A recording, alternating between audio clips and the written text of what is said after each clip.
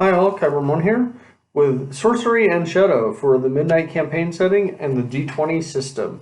The themes here are lore and its function in the world of Midnight. And what do I mean by that? There's a real strong mechanical connection between the lore here, what it's presenting, and its function in the world. So, how else to describe it? So there's these nexus points, and the big bad of the world, like evil has taken over the world, and your heroes are basically, um, think Avalanche in Final Fantasy VII.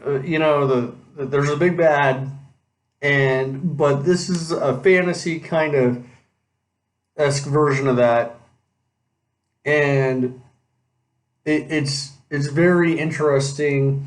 This reminds me of the Book of Skelos from the Conan RPG, the 2D20 system by Modifius. Meets Warhammer and Dragon Age, and like it's just brilliant. There are runes in the world, and it has a couple runes in here, and it describes them, and it says what each of these kind of mean, and that is amazing. And the lore's good, it's interesting, it's fun. My big complaint though is that I think the D20 system was actually a hindrance in this product line, the Midnight product line. And I think that the Genesis system that I have not reviewed yet would have a profound impact on the way that Midnight works. I mean, this is by Fantasy Flight Games. Genesis is by Fantasy Flight. Fantasy Flight, yo, catch up with the times, release a Midnight companion for the Genesis RPG. I mean, you did it with Terranoth, and arguably, in my opinion, my perfect yet humble opinion, Midnight would be perfect for what you've done with Genesis. Um, God, just yes, so good. My high praise though is that there's great lore. It's evocative, and the mechanical design for the runes is based in the lore. It's interesting. It's good. The key points, though, are the places of power on 11 to 23.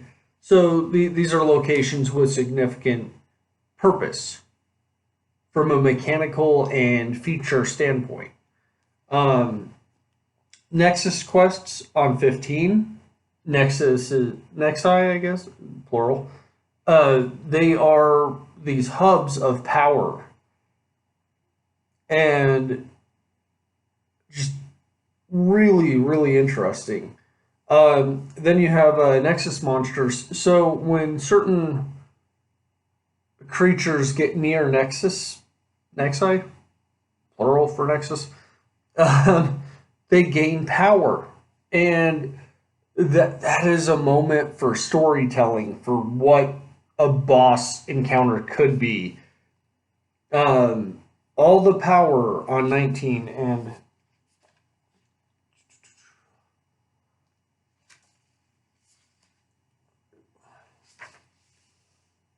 so basically, I had to refresh myself on that.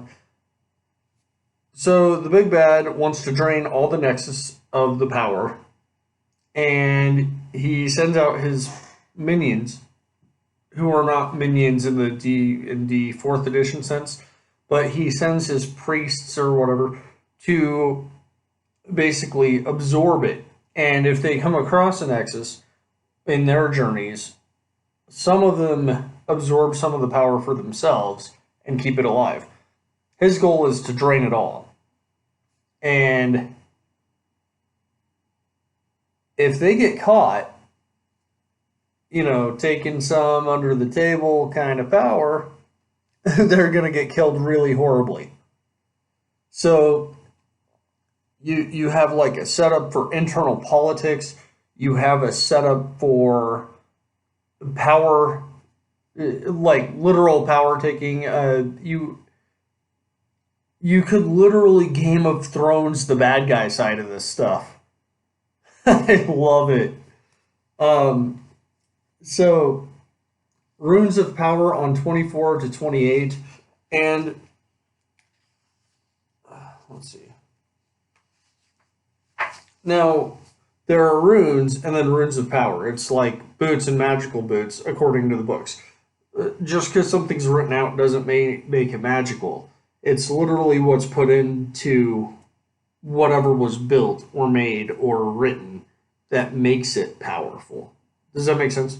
Like, you could have a chainmail shirt, or you could have a chainmail shirt that somebody magically imbued. There's a large difference. Um, Spells 28 to 39, sample spell quests on 30 to 31, and that is the key feature of this book. Spell quests. I would say utilize it in anything. It is the most important thing you can have a mage do. Collecting books, visiting libraries, yeah, that's all well and good. But when you actually have to go out of your way to learn a spell or acquire some sort of knowledge or lore to be able to utilize a spell, that as a GM, I would say that that is by far my favorite. And the thing is like, say they learn a spell, like this is my own personal take. What if there's more lore to the spell? Like, what if they're using the basic version and can only deal minimum damage with it until they go somewhere and acquire the second insight of the spell? Now, and that this book gave me that idea, right? So, like, say you're rolling 40-10, but what if it only counts as 45? You know, until they acquire the second insight. Brilliant. Um, like your mind just gets racing reading about this stuff.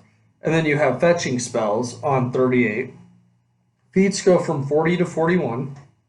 Heroic paths, or classes as they are normally called, are on 41 to 46. Prestige classes on 46 to 53. Magic items on 54 to 58. And monsters on 58 to 62. So the pros are really the sample spell quests, and then the Nexus quests. Like, the lore is intertwined with this so well. Fantasy Flight, get on this. Put Midnight in the Genesis system right now. Right now. I will buy the book. Okay? And then the cons, though, are these are Midnight is hard to get a hold of. And that's my only con. And I wasn't sure if I wanted to run an official campaign until I came across this.